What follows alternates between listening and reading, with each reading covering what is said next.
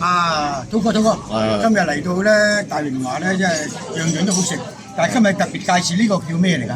呢個係龍躉乾嚟㗎。龍躉乾啊？唔係條龍躉個乾要得㗎，一定要。我以為豬肝喎。唔係，係黃色嗰啲咧，冇黑色嘅，黑色啲魚咧要掉㗎。係啊。呢啲咧，因為魚乾咧係冇膽固醇㗎，呢啲好食過安康魚乾啊。哦，我講緊龍躉潤嚟嘅。呢個睇落係佢做法又唔同喎。係啊。係嘛？佢有走油啊，同埋一個係佢爽㗎。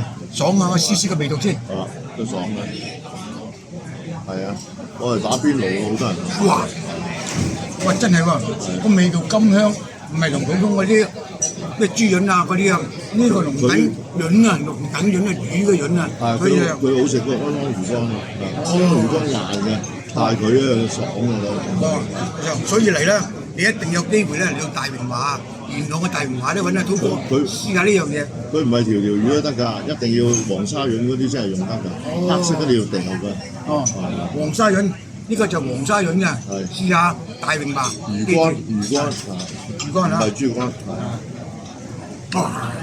正。係。OK。